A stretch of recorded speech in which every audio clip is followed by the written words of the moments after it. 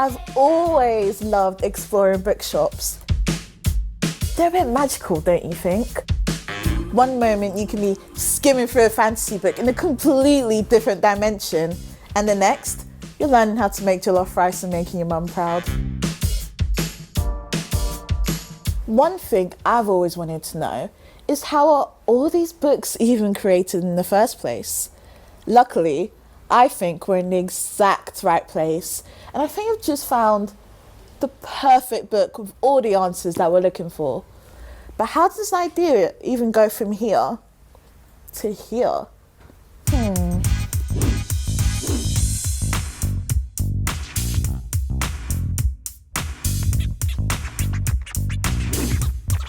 So the role of an editor is often giving feedback to an author, and this is a really, really important part of the job. You have to help them make the text the best it can be, that their story is the way that they want to tell it, and also the story is what the publishing house thought we were publishing. We always want to make sure that the vision of the author and the publishing house align, because that's when we make magic. Managing editors are sort of the hidden power behind a book. We are there to make sure that books get made. So a managing editor runs everything behind the scenes. So we deal with all sorts of different people to make sure that a book can become a book. I think probably the most important people are the editors who work on the book, the copy editors, and the proofreaders who make sure that the text is the best it can be. But then there's also the other really, really important people. There are the production people who make sure that the books get printed and printed all over the world, whether that's in China or in the UK. And then there are also the lawyers who read our books to make sure that we're not going to get sued. And then there are also the typesetters and the designers who make the book look really, really great. I think the biggest mistake people make about publishing is thinking that it's just full of people reading all day, sitting in libraries, just thinking about books. But actually, it's a trade. We're in the business of selling books, and you need to be incredibly commercial, and you want to make sure that your book is out there getting the most attention from the media.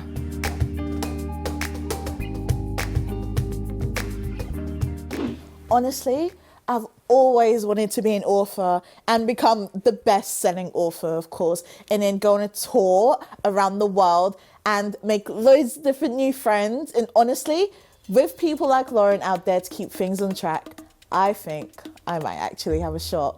But what can I do to attract people's attention from all the other spines and books on the shelf in the first place? There must be an answer somewhere.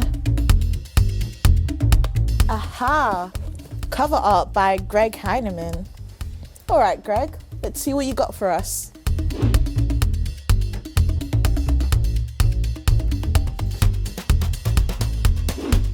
An interesting fact about my job is that I get to do whatever I choose that the cover demands. So I might be illustrating all day, or working with a photograph, or working with typography. I've done Why I'm No Longer Talking to White People About Race by Rennie Eder-Lodge, Such a Fun Age by Kylie Reid, and Lincoln in the Bardo by George Saunders. I will get a new project from my editor, and I'll listen to them talk about the book, and I will then receive a written brief which tells me all kinds of information, who the characters are, what the time period is, other books it might be like, and what happens in the story. And then I will go away from that and I will try and do 20 to 30 designs. Once I'm happy with those, I'll go to my creative director and say, what do you think of these? But a lot of the time it's like a shooting gallery where only one is left standing. And once we have our cover, we then try and say to the author, here's your cover, what do you think? And with any luck, they'll love it. Growing up, I was around books all the time, but I never realised that you could make a living as an artist within publishing. I did GCSE arts, and I did A-levels, and I did history of art, and then I did a degree. I took a job as a bookseller, and one day I sort of had a eureka moment where I saw a big table full of beautiful books, and I looked at them and I was like, oh my God, someone does this for a living, and that could be me. Oh my gosh, it's kind of amazing to see Greg's work come together like that. You would literally never expect all the covers that you see on the shelves to be the result of months and sometimes even years of hard work. That is unreal and legit, so much respect for him. But after all the writing, the drawing, the designing, I mean, at some point, we're going to have to get to the serious business. That's right. It's time to talk about those bags. Let's figure out how we can make us some money.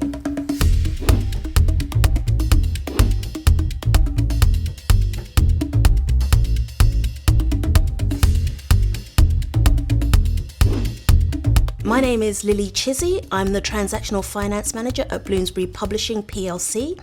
I look after the teams that manage the transactional purchases for Bloomsbury, the sales and the credit control. I manage 3 teams, and we're at the beginning stage of when a book is about to be published. So we pay the freelancers, we pay editors, we pay illustrators, we also pay for paper, and we're also involved in paying for our rent and tea bags, etc. The overview of my role as a transactional finance manager is to ensure that all of our purchases, all of our sales, and all of our banking is recorded accurately and in a timely manner. The other side of my role is to ensure that my team is nurtured and developed in exactly the career path they would want to go into.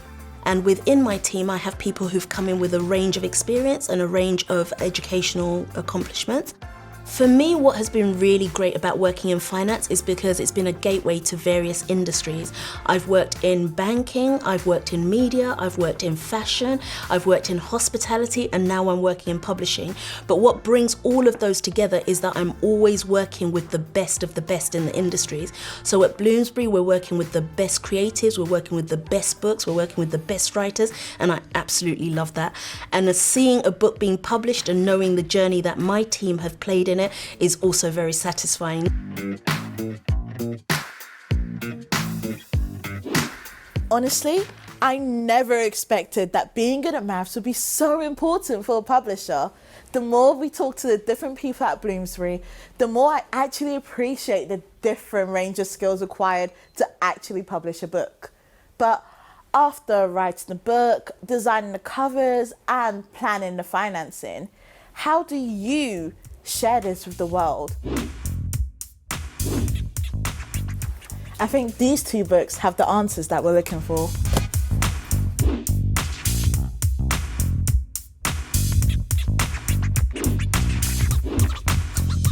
Hi, I'm Jessica Hopwood. I'm a key account manager in the children's sales team at Bloomsbury. The supermarket buyers essentially say they have 3 seconds to grab your attention when you're pushing a trolley or you're carrying a basket. The whole point is you're constantly on the move. So you're glancing and you have 3 seconds max to decide whether you're going to buy something or not. So getting the cover right, getting the position right so it's at direct eye level of the main amount of customers is really, really integral. When presenting to our customers, we usually have around 30 minutes to present our books to them. All of this really paints a picture to kind of encourage the customer to take the book. If it's a really big book, then we'll also have a slide that shows POS, so posters, bookmarks. We kind of have screen grabs of the announcement, tweet, and articles that we've already got in the press, just to kind of build that big picture and to show that it's a big book that customers should get behind.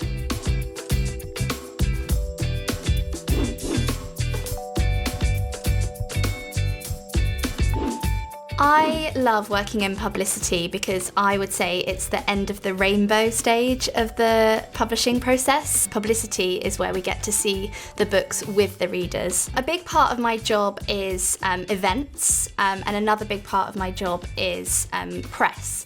So I pitch to journalists for pieces that I think are kind of going to be really good in the magazine or the newspaper, and things that I think would make a good story. And then events-wise, I do kind of festival events, but also school events, and sometimes it requires a lot of thinking outside of the box. So for example, I worked on Fantastically Great Women brand, and the last book was Fantastically Great Women Who Saved the Planet, and I organised a beach clean on Brighton Beach, and we went and picked up litter, and we went back to the local bookshop for hot chocolates. The difference between marketing and publicity, if you're not in the industry, can be quite confusing.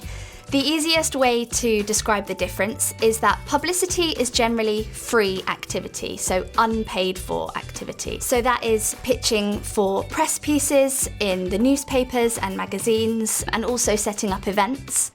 And marketing activity is generally paid for activity, so the adverts that you see when you're on the underground, or the ads that you might see when you open the newspaper. And marketing also work on point of sale, which is also known as POS. These are the till point items that really help to market a book, so things like bookmarks and postcards, and that help make your book purchase really special.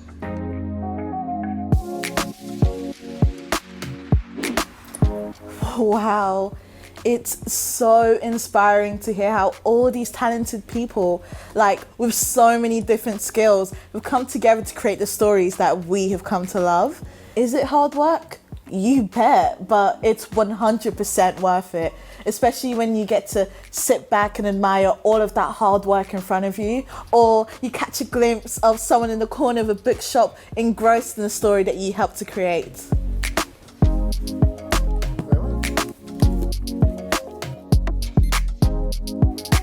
Whether your talent lies in maths, English, sales, or art, I think it's fair to say there's a vital role for you in the world of publishing. Thank you. Thank you very much. Anything is possible.